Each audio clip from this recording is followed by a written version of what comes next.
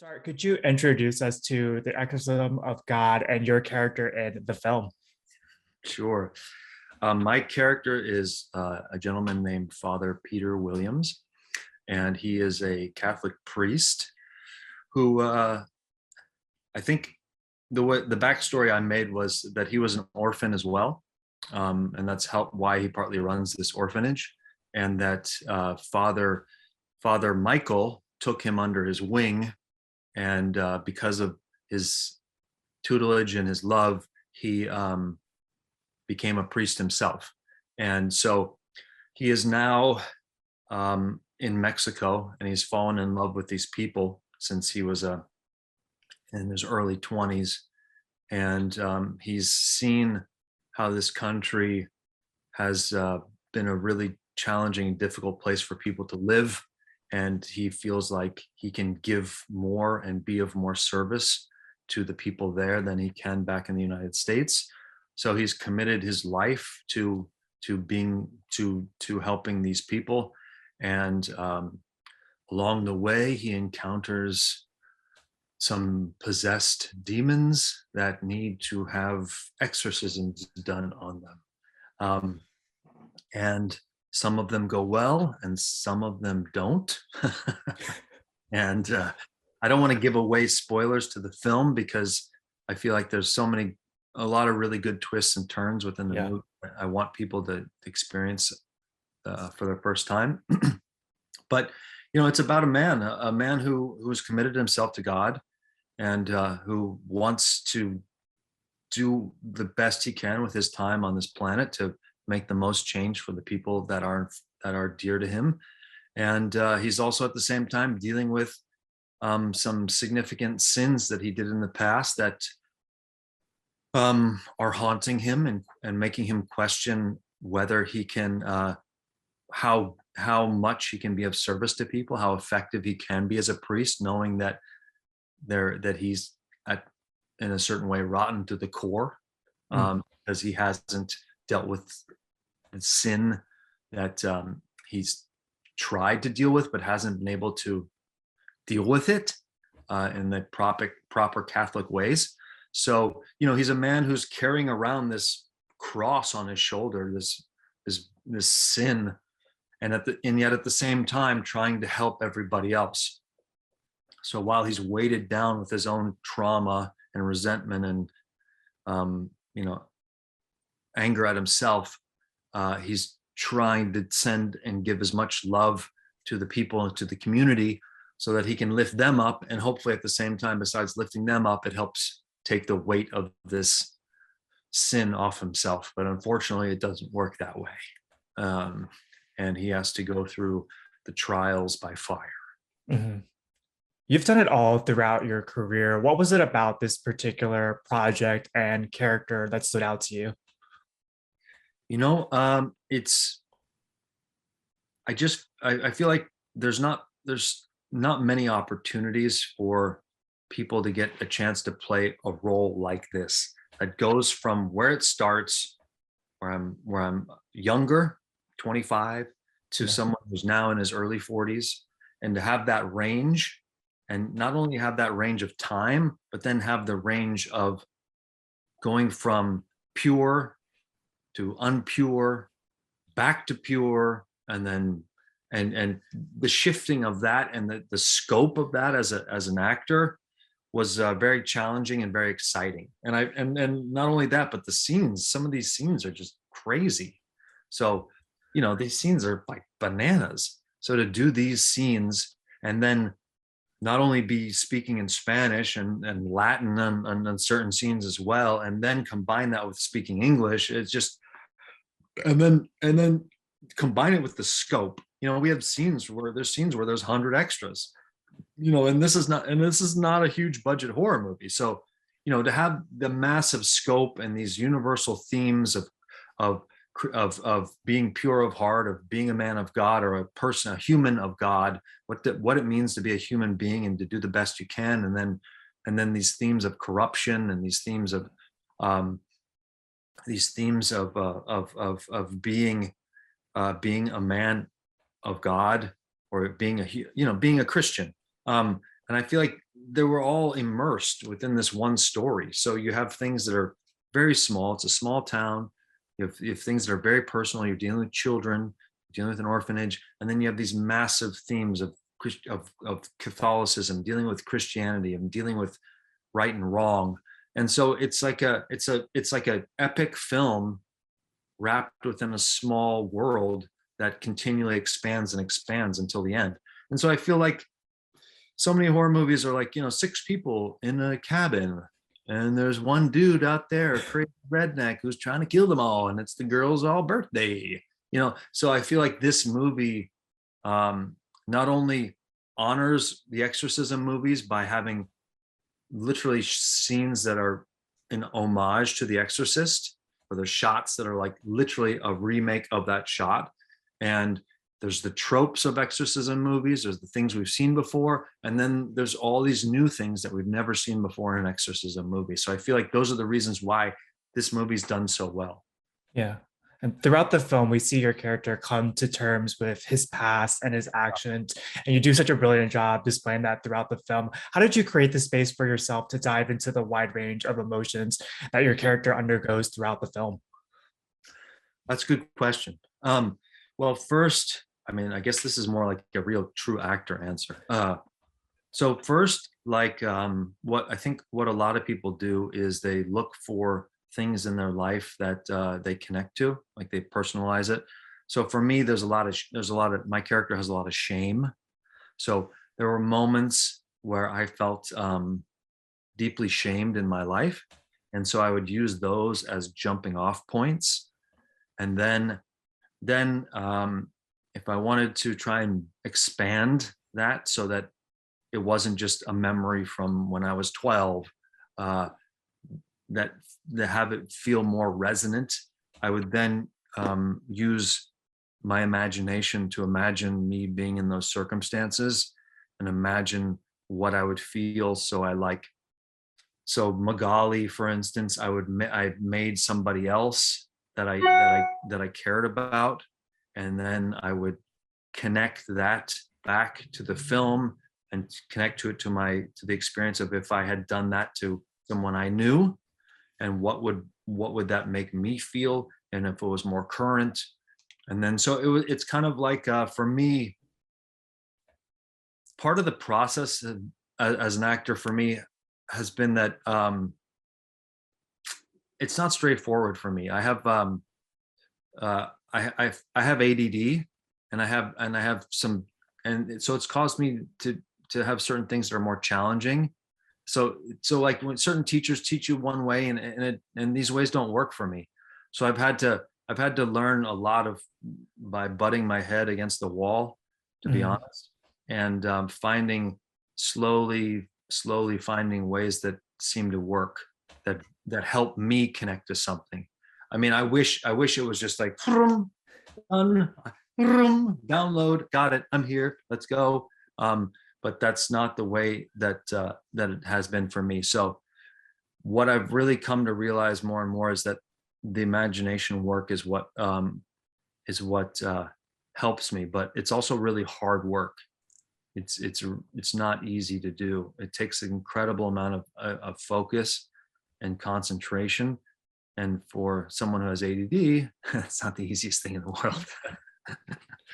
So, but that's also part of the great challenge, because once someone with ADD locks in, they lock in a really deep way. Mm. Great answer. And Alejandro had such a distinct voice and vision for this film. What was it like collaborating with him as you brought this project to life? Oh, I love him. He's brutal. He's brutal. He is brutal in the best way possible, which is, I don't listen to many interviews with actors, but one I did listen to, William Dafoe. So William Dafoe said that he loves to work with auteurs, and I kind of feel the same way, because they have they have a much stronger drive, not for like mediocrity, or like, hey, this is good enough, let's do it, this is good enough. They want something that's going to stand the test of time, that's going to last, that people 20 years from now are going to watch. that people are going to be, hey man, did you ever see this movie? It came out in 2022. It's called The Exorcism of God. It's 2050 now. We should, it's a really amazing film. So I feel like people like that are people that interest me. They're people who are like hungry, driven, crazy, brutal, like in the best way possible. So Alejandro has great vision. He's a great writer, and he has great attention to detail. So we would be doing scenes and we'd be doing takes, and there would literally be like 30 things he would tell me he would want me to do. He'd be like, you need to have, you want your head here. I need your hand here, not here, but here. And I need the water going here. And this is all while, someone is screaming at me and throwing stuff at me. And so, there was a tremendous amount of rigor and intensity with which to capture these images. So I love that. That to me is a lot of fun. I either want total freedom or I want like perfectionism. And for me, that felt like a way that we really got along really well, and it felt like we were teammates in this war to make this movie that hopefully people are going to love, and it seems like people are loving it. So yeah, so I definitely want to, we talk about working together again, and we really enjoy each other's company, not only in front of the camera but off stage, and now we've become good friends too. So I feel really fortunate to have someone like that who I can call not only a friend, but a really good friend. Earlier, this is such a refreshing take on a genre that we know and love. Is there a scene that you're really excited for audiences to see? Oh man, I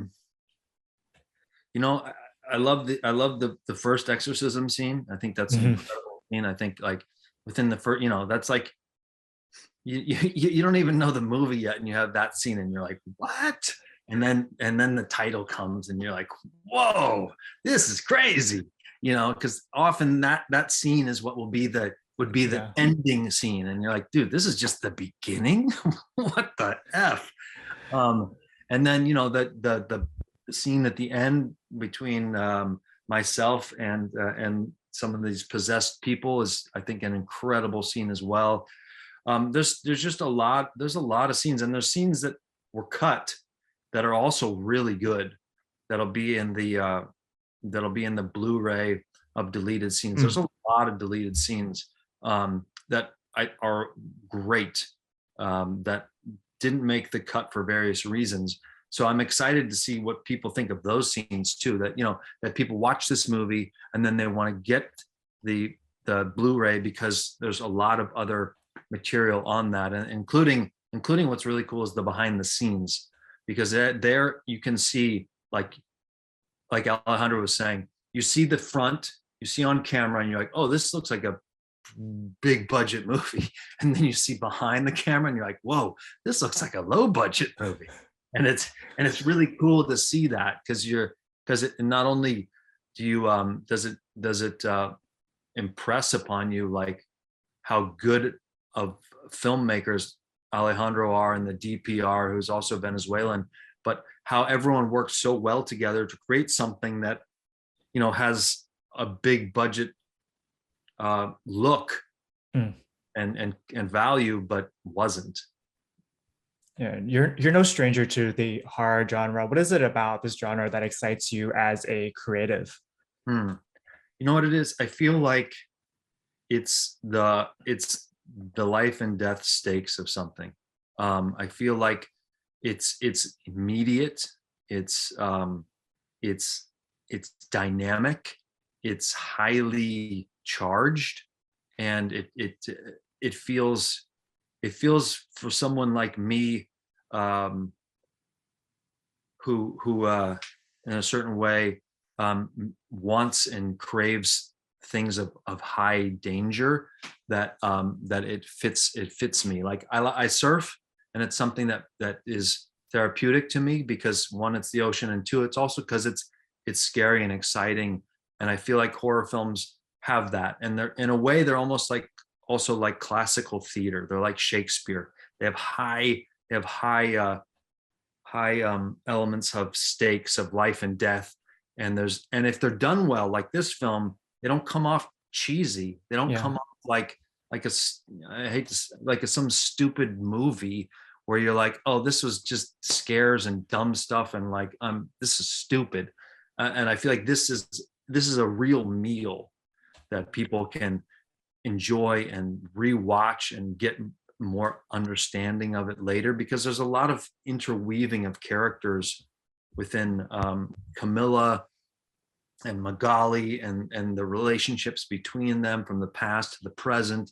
And I feel like, you know, the more people watch the movie, the more they'll gather pieces from it. And I feel like that's something that you don't often see, and that's something you see in good films. You Yeah. watch it a second time, you watch it a third time, and you're like, oh, cool, because you're gaining more, because now you're not shocked by this, or not carried away by these scenes as much as you were the first time. So it gives you more access to see other things. So That's yeah, perfect.